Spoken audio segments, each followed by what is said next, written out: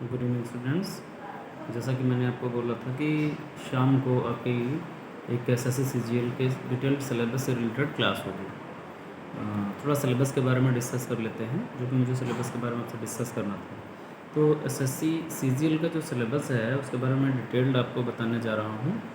इसमें जो है आपका वोकेबुलरी पोर्शन आएगा, ठीक है। वोकैब आपके रहेंगे, जैसे कि वर्ड मीनिंग्स इसे बोलते हैं, ठीक है। इसमें वोकैब में एंटोनिम आपका हो सकता है, सिनोनिम हो सकता है, वन वर्ड सब्स्टिट्यूशन हो सकता है, ठीक है।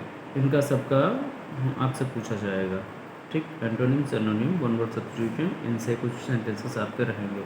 इसके बाद में करेक्ट यूसेज आएगा चीज़ों का, जैसे कि टेंस हो गया, ठीक है। टेंस हो गया, नरेशन हो गया, डायरेक्ट इनडायरेक्ट हो गया, सिंथेसिस है, सेंटेक्स है। इनका करेक्ट यूसेज आपसे पूछा जाएगा कि प्रॉपरली इनका यूज कैसे करते हैं, ठीक है। टेंसेस का भी करेक्ट यूसेज आपसे पूछा जाएगा। स्पॉट द एरर टाइप के क्वेश्चंस इसमें कुछ रहते हैं, ठीक है। इन्हीं को fill in the blank type में भी रख दिया जाता है, ठीक। होमोफोन्स इसमें कुछ पूछे जाते हैं, होमोफोन्स हैं। और स्पेलिंग डिटेक्शन भी आता है, स्पेलिंग एरर फाइंड आउट करना होता है, whether the spelling is correct और इनकरेक्ट, ये आपको फाइंड आउट करना रहेगा। कुछ 5-6 स्पेलिंग्स वगैरह इसमें दी होंगी जो कि आपको चेक करना होगा, ठीक है। इडियम एंड फ्रेजेस भी रहते हैं, ठीक। और इम्प्रूवमेंट ऑफ सेंटेंस आता है, जैसे कि एक सेंटेंस दिया है, कोई भी सेंटेंस, उसमें कहीं पर आर्टिकल का यूज़ या फिर फ्रेजल वर्ब का यूज़ करके, ठीक, या फ्रेजल वर्ब को हटा करके उसकी जगह कोई प्रीपोजिशनल फ्रेज या इस टाइप से कोई भी अदर वर्ड यूज़ करके उसको अगर करेक्ट बनाया जा सकता है तो उसमें क्या इम्प्रूवमेंट हम कर सकते हैं सेंटेंस में, इस टाइप के भी कुछ सेंटेंस उसमें दिए रहते हैं। एक्टिव एंड पैसिव वॉइस इसमें आता है, जिसको आपको बेहतर तरीके से पढ़ना चाहिए, क्योंकि एक्टिव पैसिव बहुत ही आसान और बहुत अच्छा टॉपिक है।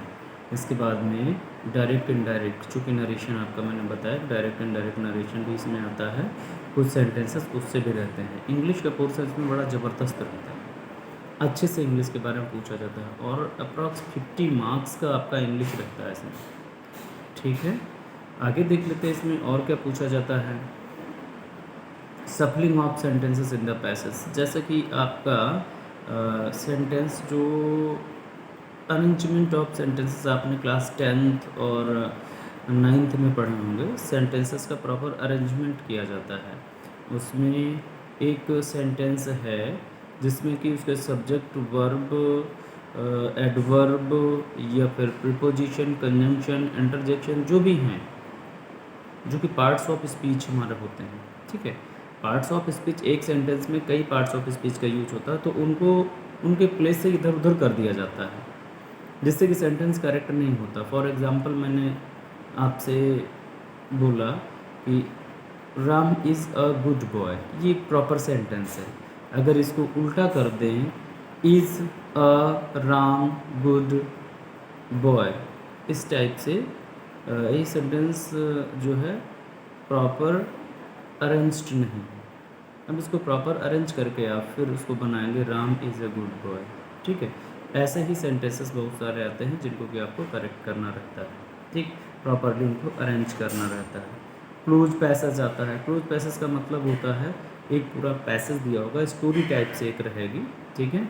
उसमें बीच बीच से वर्ड्स को उठा लिया जाएगा और 4-4 विकल्प उसके दिए होंगे ABCD करके, उसमें से कोई एक सटीक वर्ड होगा जो कि वहाँ पर सेंटेंस में फिल करना होगा, ठीक है। इस टाइप के स्टोरी या फिर पैराग्राफ जो दिया होता है उसको क्लोज टेस्ट बोलते हैं, ठीक है।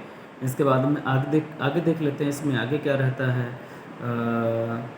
क्लोज टेस्ट, क्लोज पैसेज होगा। कंप्रहेंशन पैसेज, कंप्रहेंशन पैसेज आपको जैसा पता है कि एक पैसेज दिया होता है, उसी पर बेस्ड कुछ क्वेश्चंस नीचे दिए होते हैं।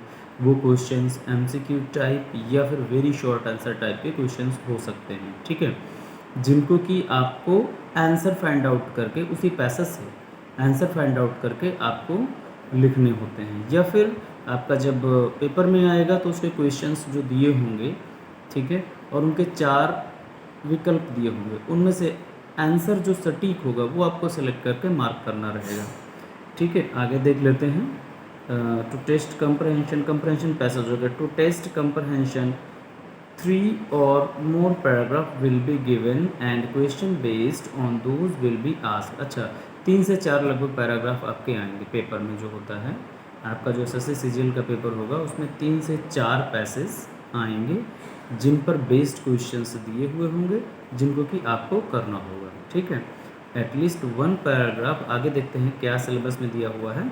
At least 1 paragraph should be a simple one based on a book or a story and the other 2 paragraphs should be on current affairs। अच्छा, ऐसा इसमें बताया जा रहा है कि जो 3 लगभग पैराग्राफ आपको दिए जाएंगे, ठीक है, उनमें एक पैराग्राफ आसान रहेगा, किसी बुक या स्टोरी पर बेस्ड रहेगा, और 2 पैराग्राफ जो रहेंगे वो करंट अफेयर से रिलेटेड रहेंगे या करंट इशूज से रिलेटेड रहेंगे। इसके लिए आपके लिए सबसे अच्छा रहेगा कि आप न्यूज़पेपर की स्टडी करते रहें, न्यूज़पेपर को अच्छे से पढ़ते रहें, जिससे कि आपकी ये स्टोरी रिलेटेड प्रॉब्लम्स बड़ी आसानी से सॉल्व हो जाएगी।